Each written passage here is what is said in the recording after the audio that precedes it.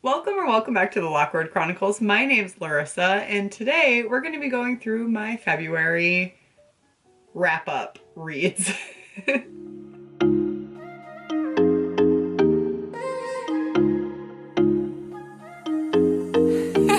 In February, I read 5 books, which was phenomenal. My goal is always to read 4 books a month, so making sure I read 5. Wow, look at me go. She's a runner, she's a track star. So my main focus for this month was to read a lot of romance novels, specifically the Helen Huang's, I hope I'm saying that correctly, like Kiss Quotient series. I am just so excited for this. Like, that was such fun read. So I've been hoarding these since book of the month. I started just compiling these because I've heard such great things about all 3 in the series so far. And I was like, I'm gonna save all 3 of these for February. So starting off, I started with the Kiss Quotient. Ooh, it was so cute. I love this book, and I think it might be being adapted into a film. Correct me if I'm wrong. Hopefully you won't correct me, because I would love that, only if they follow exactly what happens. So this follows Stella and Michael. Stella is on the autistic spectrum and super smart, great with numbers, but her social skills are lacking, and she especially wants to work on her dating skills because her parents have been pushing her to get married and have grandkids, so she hires a male escort, aka Michael, to help her be better with intimacy and dating and all of that jazz. So it's kind of like Pretty Woman roles reversed is what Helen described it as to what she was going for, and I loved it. I loved that dynamic. With all romance, I feel like communication is what gets in the way of 2 people being together, and don't I know it. There are a lot of spicy scenes in here, so if that's not for you, then this may not be up your alley, but I feel like they're tastefully done compared to the smut that I'm used to reading.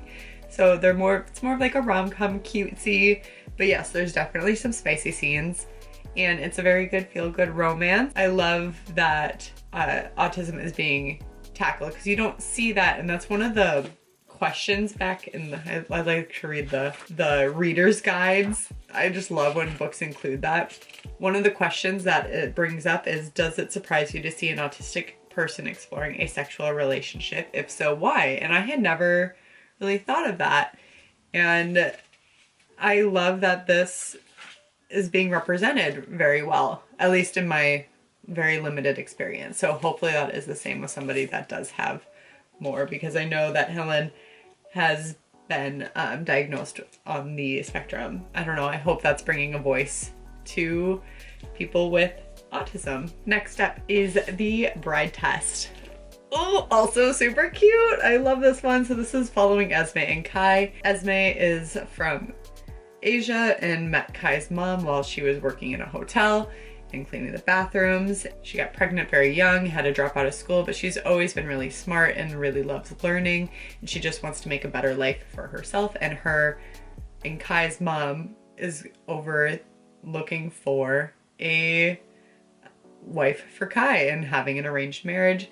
Kai is also on the autism spectrum. Esme is supposed to get Kai to fall in love with her. I love it. Love it. It's great. The last of the 3 is The Heart Principle, and this is following Anna and Kwan. I feel like this one will probably be the most relatable to people with undiagnosed on the autism spectrum. Even Helen herself, this is more similar how she found out. She found out very much later in life.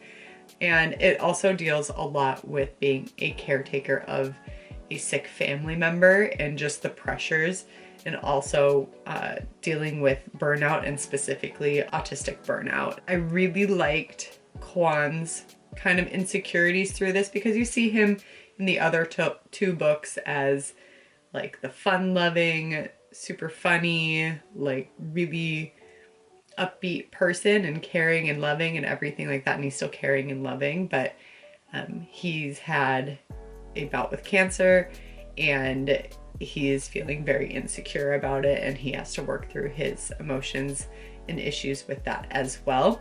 Going back to the burnout, I feel like it portrays a more realistic burnout discussion and timeline with it. And I like how everything is not wrapped up in a neat little bow. People still got to work through their issues, and it has to be dealt with according to time and healing and all of that stuff. I hope that made a lot of sense. I still have a cold, and so I am so stuffy and congested, and I feel like my brain is not chugging with me, you know? It's like slightly off the tracks, but still moving forward. My camera's gonna overheat if I don't hurry this up. Okay, fourth book I read was Head Over Heels by Hannah Orenstein. And this is dealing with Avery and Ryan. And Avery is an ex-elite gymnast who was on her way to the Olympics, but suffered an injury right before, like right at the qualifying rounds. And she has been knocked down in life and trying to redirect herself now that gymnastics cannot be her thing. Time has passed. Ryan was a friend kind of like in the gymnastics sphere, and he calls her up and asks her if she wants to coach an elite gymnast with him and help her get to the Olympics and yada yada yada. And this book was marketed as a romance. I don't think that that should be. And it also read very young, even though Avery is 27, and a lot of the times I'm like, this is really fitting for maybe like 17 to 22 year olds, you know? So it addresses important themes all the same about sexual assault and verbal abuse as an athlete and as a woman. One thing I was really, really mad at is there was one spicy scene and the spice was not there whatsoever. I was so upset. It just kind of glazed over it really quick, like eyes blinked, shutters closed, and oh, deed's done. Like, no! Give us the spice! If this is a romance, I want spice. Anyway, shouldn't have been marketed as a romance. That's my thing with that. So, it was good. I mean, it was an uplifting story, especially for those that are kind of at a loss of what to do. And the last book I read, I did the audiobook and the physical book of the second Game of Thrones, A Clash of Kings. You guys, I really love these books. I love them so much, and I love the show. I love the series, but holy schmoly guacamole, this just, oh, I get to about like the halfway point, and I just have come to know myself that I am like a 400 page reader, 300 pages even better. Like, I like those quicker reads. It's so much easier to get through.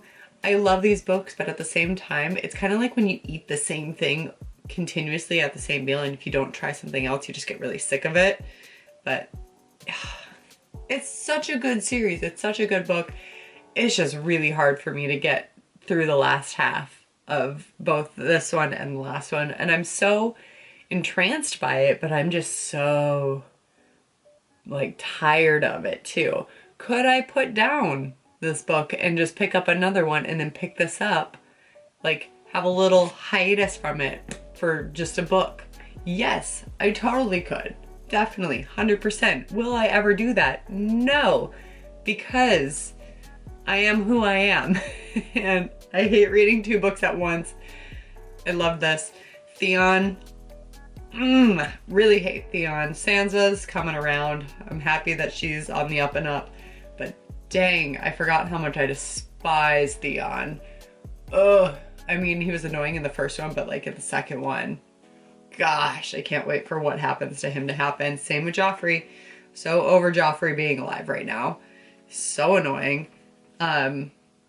John and Ghost, love him.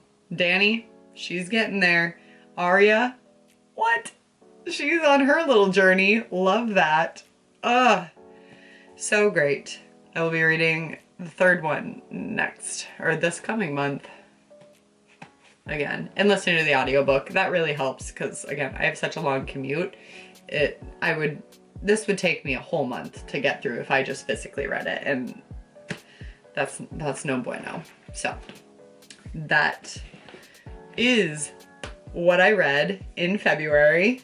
Very happy that I was able to read 5, which is 1 more than I had originally anticipated. Probably would have been more if I wouldn't have kind of gotten in a little slump after Head Over Heels. I was just kind of overreading, but forced myself to read Game of Thrones, and that kind of helped a little bit.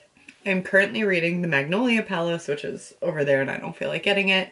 And I'm doing a reading vlog on that. So if you wanted to read that with me and then watch the vlog, I won't be doing any spoilers in the vlog, but I thought I would let you know so that you could participate and know my thoughts and whatnot on it. Okay, that's gonna be that. I'm gonna finish eating my dinner, watch a movie, and I'll see ya when I see ya. Okay. Remember to respect others, respect yourself, and do something amazing with your day. Thanks. Bye.